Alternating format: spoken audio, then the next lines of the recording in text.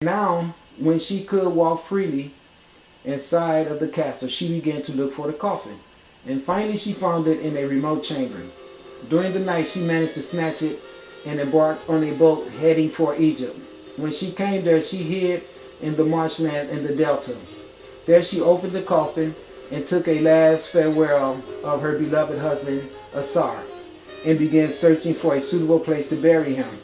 But Set was aware of all this and was hiding nearby. When Isis went to rest for the night, he snatched the coffin. He snatched this and was hiding nearby. When Isis went to rest for the night, he snatched the coffin and cut his brother's body into 14 pieces and spread them all over Egypt. Isis became furious and asked her sister Nephthys, which is Nephbet. That Nephthys is the Greek name. Nephbet is the ancient Kemetic name. Asked her sister Nephbet and her son Anubis. Now Anubis was the son of Nephbet that was sired through Asar, because Asar became intoxicated one night with all the pleasures of the universe, and he made love to his sister Nephbet, and he impregnated her, and she had a child named Anubis. And Anubis was the child of Aset's sister Nephbet and Aset's husband Asar. And this is the reason why the brother Set was so upset with Asar, because Asar was a greater god. And not only was he a greater god, he was a more considerate, loving god that made all the women in the town all have a desire for him. He is the god of love. And some people call him the perfect black. And he foolishly, because gods can make mistakes too, he foolishly slept with the man's wife and got her pregnant. There was already friction between him and his brother, but this is what pretty much pushed his brother over the edge. That's why I say control thy thoughts. Even though what went down between Asar and Nephbet was wrong, you still can't murder people. You see, that's what it's all about. This is mythology that's teaching you there is nothing on earth that should be able to motivate you to do a crime or commit sin and you feel that it's justified, because the universe are going to hold you accountable for every action, whether good or bad. Okay, so it goes on to say, cut his brother's body into 14 pieces and spread them all over Egypt. Isis became furious and asked her sister Nephthys and her son Anubis to help her to find all the pieces of her husband's body. They now started a nationwide search that lasted for many years, and finally all the parts of Osiris' body were found except for the penis, which had been thrown into the Nile, where it was devoured by a fish. Isis made a wooden replacement for it and then put the whole body together. She now asked the sun god Ra, or Re in this case, to make her husband alive just for one day, which he did, and they could have a last night of love together. The next day Osiris died, and his body was embalmed by Anubis, who thus made him the first mummy. Isis later gave birth to a son who was named Horus, who was really named Heru. Okay, and she did all she could to keep it a secret from Set, but he found them and almost killed them in an ambush. They were saved by the god of wisdom, Thoth. Now Thoth is the Greek god of wisdom, but his real name is Tahuti. That's the ancient Kemetic name that's given to him. Thoth is the name that was stolen by the Greeks. You know, you Greeks are some thieving motherfuckers. I just got to tell you that, all right? Then I'm going to be keeping it real and pushing it on. Okay, and he told them, now watch this, found them and almost killed them in an ambush. They were saved by the god of wisdom, Tahuti, not Thoth, and he told them to hide in the reeds, in the marshes, once more. But as before, Set found their hiding place and had more, where am I at? And had more wicked things on his mind. He transformed himself into a snake and gave the little horse child a fatal bite. When Isis came back, she found her baby almost lifeless and took him to the nearest village to get help. A wise old woman examined him and found out that it must have been Set as a snake who had bitten him.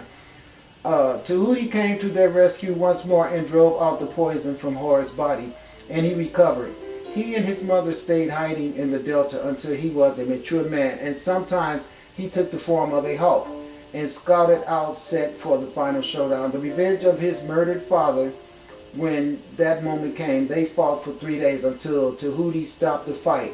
They were both taken to the court of law, the underworld, and there they presented their versions of the story leading to the combat. The court did not believe Set, who was sentenced to pull the boat with the sun across the sky forever. Haru now becomes the new king of Egypt, like his father Osiris before him, or Asar before him, and the good had finally conquered evil.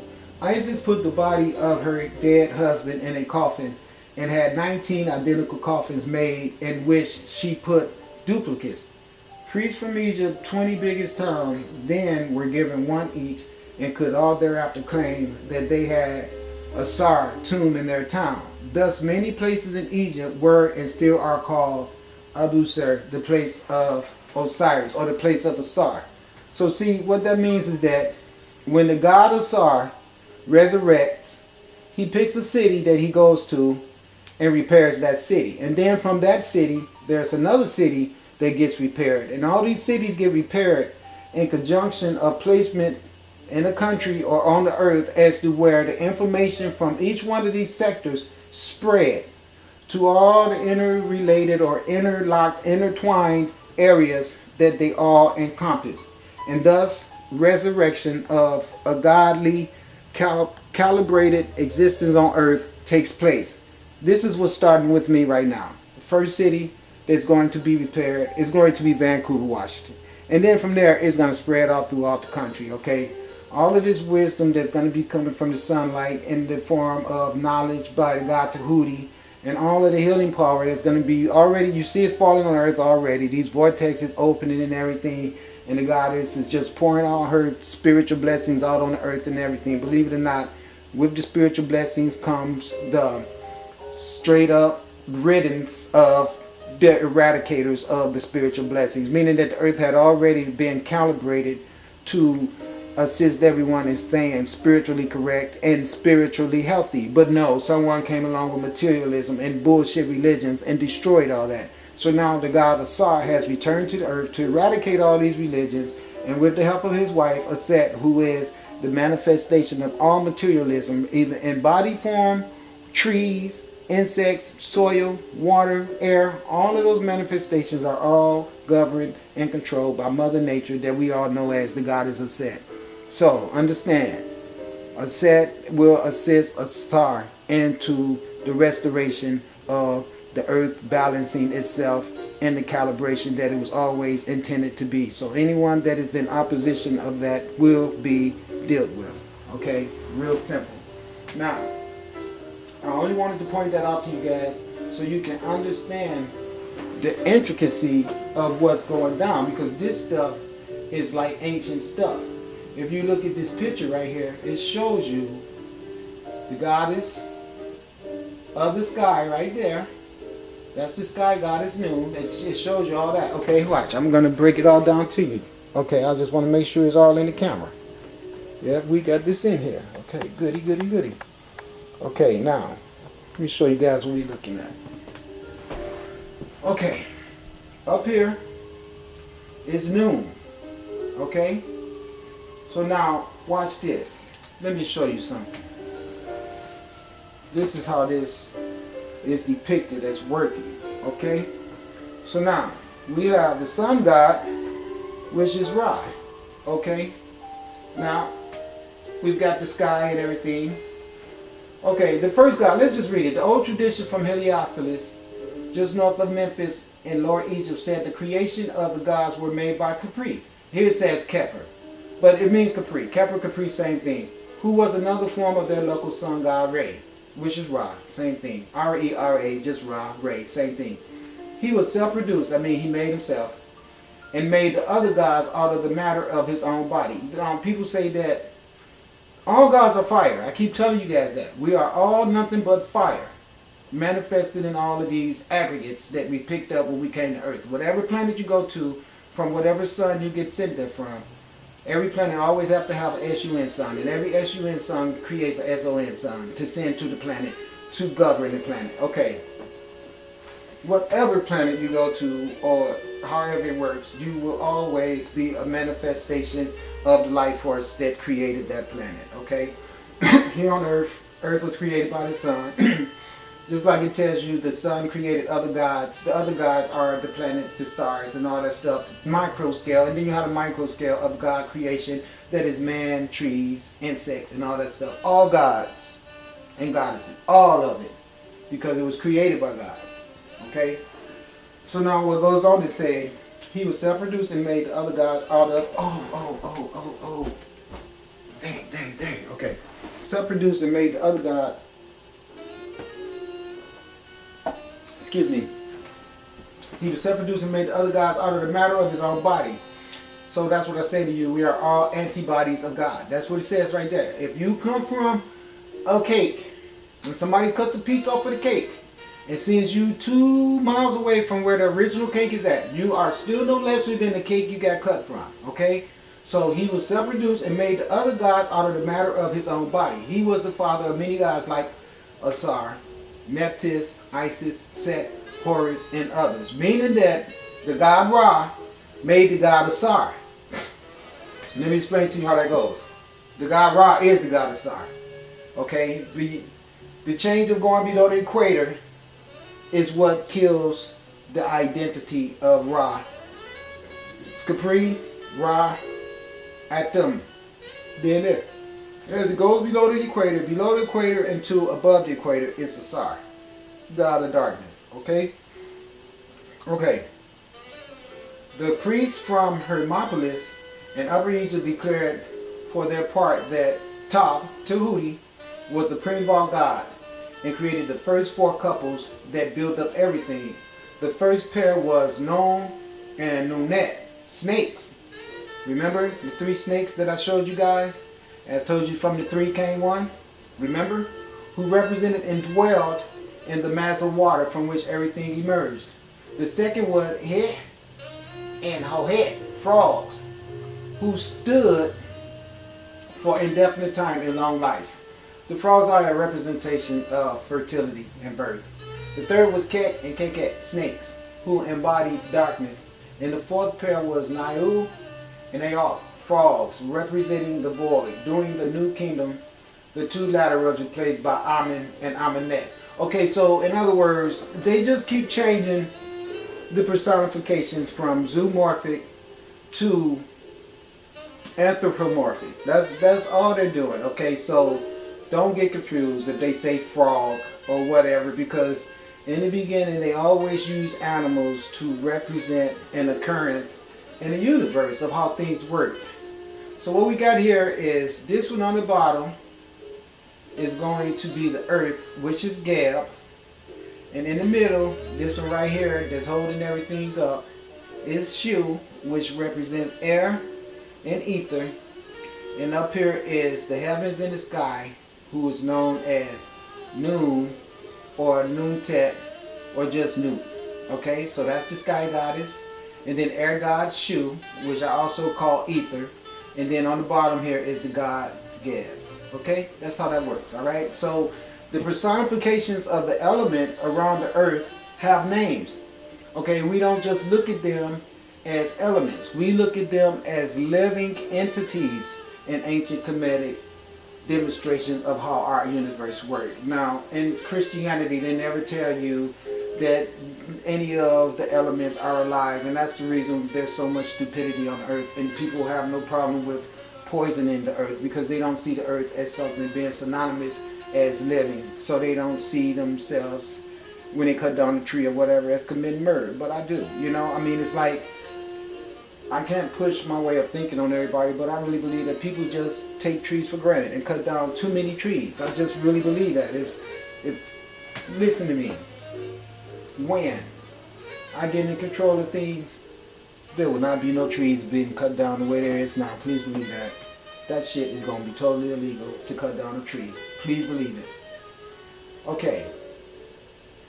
and Sai, and in the delta in Lower Egypt, the priests taught the people that their almighty goddess Neat was behind the origin of the other gods. She was self-begotten and self-produced and mother of the mighty solar god Re. Now, listen what they're saying. They're saying that there was a goddess that created the god, Sun. And that's the way it always works. Don't you understand that a man cannot be created unless he has a woman to be his mother? So they're telling you right now that our son, which is Ray, has a mother. Hey! We all know who that is. That's segment. We all know that. We all know that, okay? So watch this. The priest taught the people that their almighty goddess, Net, was behind the origin of the other gods. She was self-begotten and self-produced and mother of the mighty solar god Re. Another story tells that the creation of the world was wet and dark. That's the abode of Primeval, where all life comes from, if you will, the womb that I always talk about with the water. That's why the woman's vagina is synonymous with the smell of the ocean, because it's from the ocean that we all came. And the waters of the ocean are, the way the ocean permeates with life in it, of fish swimming around and everything, well, we still have those microscopic type of subtle life forms inside of the female vagina. Now, this is nothing to be discussed in or looked at as if, you know, it's something taboo or filthy and everything. No, it's just the spiritual realm of how things manifest. Just because we can't see them with our limited eyes doesn't mean that they're not there. The woman's vagina is just as significant as the ocean on the earth, because that's what it is. It's an ocean in the middle of her universe. And the woman is a universe, and her vagina is just as synonymous as the Atlantic Ocean or the Pacific Ocean is here on the earth. From all of these waterways comes all life, and all life on this earth at one time came from the ocean. Believe that. It's just that simple. Because when the water falls from the sky to water the plants, it's only returning them to their place of origin. That's the reason why everything is over 65% water, if it has an existence, because it's from the water that we all came, okay? It said another story tells the creation of the world was wet and dark like the ocean.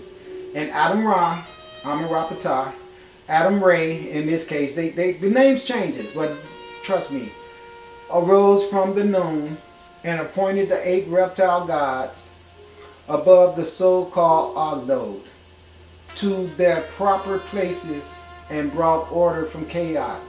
Here the frogs Neyal and Nayat have been changed for Amun and Amenet, which tells that this version is of latter date, new kingdom, when Amun had reached a lofty position among the gods. Okay, so now what this is right now is the god Khnum right there, okay, fashioning man on the potter's wheel. And of course you get that same story in the Christian Bible where they tell you that God made man on the potter's wheel. But as you can see, this is a relief from the ancient Kemetic wall, and there right there is the square that you will find even George Washington sitting on today in Washington, D.C. And this is original god Khnum. See, look what it says. A very old legend in Egypt told that mankind was divided into 4 types when they were made on the potter's wheel by the great creator Khnum. He made them all out of mud of various colors from the Nile. All mud is brown and black. We all know that, not white, okay? The order in which they were made was as follows. First was Ramah, meaning man, and these were the Egyptians themselves. The second to come from the potter's wheel was Amu, the people from the desert mountain east of the Nile. This name was later also used for Asians in general. Number 3, called Timahu, was the fair-skinned people from the Mediterranean coast west of the Nile Delta and the oasis west of the Nile Valley. The last to be made was Nehesi, the black people to the south of Egypt below the province of Nubia. Notable is that the names of these people seem to be very old and originating from the early time when the Egyptians did have names for when the Egyptians didn't have a name for Asians, which they surely encountered well before the first dynasty, as shown in archaeological remains. According to another much younger legend, mankind was created from a tear that fell from the eye of the god Re, or Ra, and turned into men and women. The fair-skinned Libyans, considered as cousins by the people in the Nile Valley, were formed in the same way. The two other people have a tear from Re as their origins too, but in a more irregular way. Okay, here's the deal. There is a lot of creation stories around ancient Egypt, and the reason why is because ancient Egypt had been, if you will, invaded. I'm not going to say colonized, like you Europeans would like to say, by a whole lot of people, okay? And the invasions caused a circumstance where people came in and plagiarized the teachings and changed them to be suiting for whatever their agendas was, okay? And so that's the reason why we have so many different creation stories. Same thing happened with the Europeans creating their Bible myth. Okay, they went into Egypt, did all the shit that they wanted to do in there, and then changed all the Egyptian teachings of how the earth came about and everything like that to their own stuff, okay, that they wanted, if you will, all right? Okay. Now it says the court in the underworld. This is where we're going to get to Asar. When a person had died, he was taken to the underworld where his deeds in life were taken to the court of Asar, not Osiris, for the final judgment. Since this place also was called the Island of Fire, it's quite obvious that the Egyptians had knowledge about the burning interior of the earth. Ooh, told you guys that. That'll be that volcano fire I'm telling you about. About the burning interior of the earth, though they had no volcanoes in their own country. Let me explain that to you. The Egyptians came from the foot of the mountain of the kings, the moon. The mountain of the moon is the mountain Kilimanjaro. Now down in the Tanzania area where the source of the Nile River begins at, the ancient Kemetans, before they moved up to northeast Africa, started there at the foot of the mountain of the moon down in Tanzania. But the problem was these volcanoes that they said they were not exposed to in Egypt is, you know what I'm saying, not to say that they didn't know about fire. You see, this is what made me mad. You can't try to say that these intelligent people accidentally found out that there was fire in earth. No, these intelligent people were given instructions on how things work from the universe, okay? So they knew everything about the earth. That's the reason why they put their pyramids right in dead center of the earth, because they were very knowledgeable people. The knowledge that we have on earth today, we give them credit to delivering to us, regardless to people who want to be honest and give them their proper due respect or not. We all know for a fact that you did not find all these papyruses with, look up here. Let me show you what we're working with. Look, we got 1, 2, 3, 4, 5, 6, 7, 8, 9, 10, 11, 12, 13, 14, and then we got this guy right here, which is in the Hall of Judgment. So you got a 12-man jury, plus you got a bailiff, and you got a judge, okay? Just like in our court systems today. You can see Anu. You can see this guy being the deceased enters from the left, guided by Anubis, okay? Anubis is the embalmer and everything. His heart is placed on the scale. See the scale right there? See the two scales? All right? His heart is placed on the scale, and the result is recorded by Thoth, which is Tahuti, right there. Then Horus, which is Haru, this guy right here, takes him in front of the judge, Asar, who is right here. And as you can see, he's depicted as being green, and you see he's got the crook in his hand. And you can see he's got the lotus flower right there with all the races on the earth to prove that he is the father progenitor, him and his wife are set, of all the races on the earth. You can see it right there from the lotus plant. All life popped up. And the lotus plant has a representation of, regardless how filthy your world is, you got to live in this world without letting the filth of the world entice you to become filthy as the world is. That's the reason they come out of the lotus plant. Because remember I told you the lotus flower goes into the dirty murky waters of the river or the pond, whatever it's manifested in. But when it rises again the next morning to meet the sunlight, it rises with a very beautiful, pretty pelt, because it has secreted emollients all over itself so that the adversities of the dirty world would not adhere to it. This is the whole teachings of Asar. This is what Asar teaches people. He teaches people Don't become filthy as your world. Do not listen to these faggot European Jew robbers, rapers convince you that women ain't shit. Don't do drugs. Don't drink alcohol. Don't smoke cigarettes. Don't eat meat. All the stuff you guys wish I'd shut the hell up and quit saying to you is all the stuff I was sent here to say to you. So I'm sorry. I'm going to do my job. You can see in the background he has his wife Aset and his sister Nethbet there. Asar impregnated both of these women. He has a baby named Anubis right there. Bringing, you see right there, that's his son right there. No, wait a minute. Yes, his other name is Anpu. Okay, so this is Anubis. This is Asar's son by Nethbet. And then we have Heru right here, and this is his son by Aset. So Asar has two sons. Imagine that. I know somebody else that got two sons too, even if they don't act like it. Okay, now watch. Everybody comes to this judgment scene to see how heavy the person that's trying to move forward, his heart is. Now, what makes your heart weigh heavy is desires to have privileges met that you can only have met by embodying again.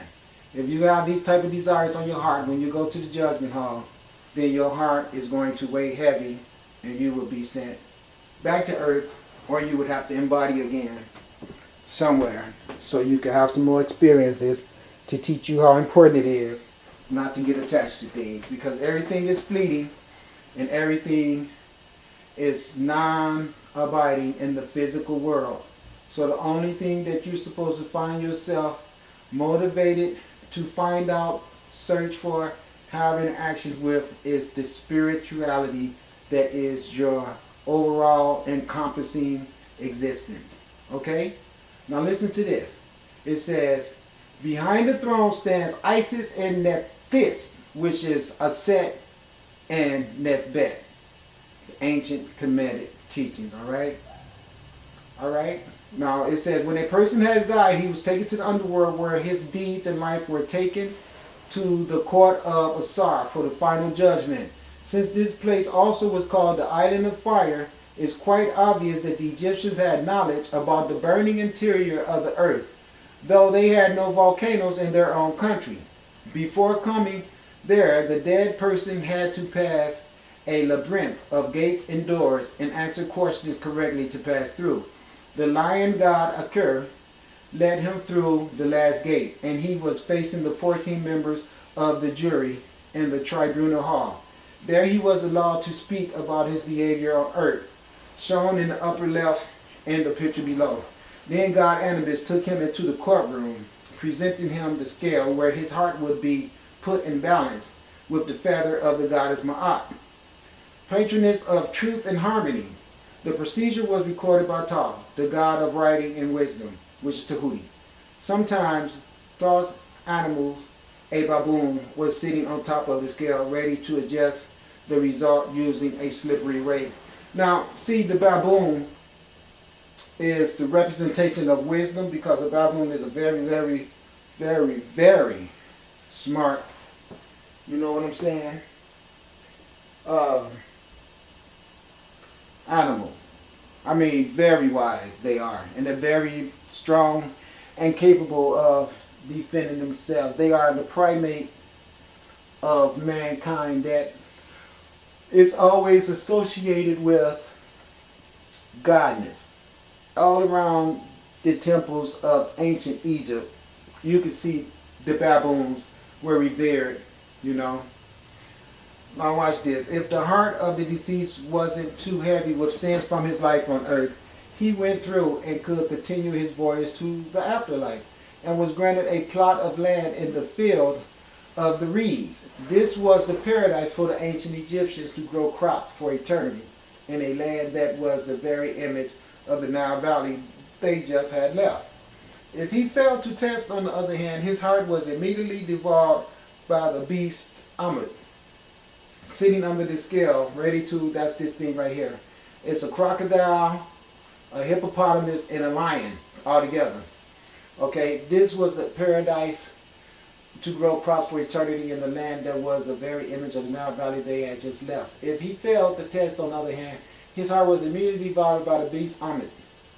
sitting under the scale, ready to have a good blowout. In that case, the dead faced the most horrible future imaginable for the Egyptian. He was denied an eternal life in the land in the west, and his soul would be restless forever. Which means you cannot find rest if you keep having to incarnate back to a place that you will not let go.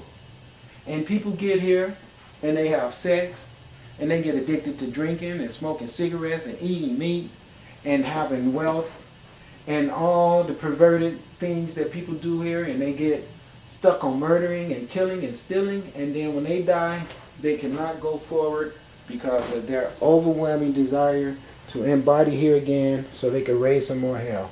I'll be right back. Hold on. Okay, so what all this is saying is real simple. It's saying that you will be judged by the sun. Asar is the sun god of darkness. Under the darkness is meaning that you have died. Once you are not getting light in your eyes again, it's because your eyes are closed. Okay, that's where Asar comes in. Asar is the god of the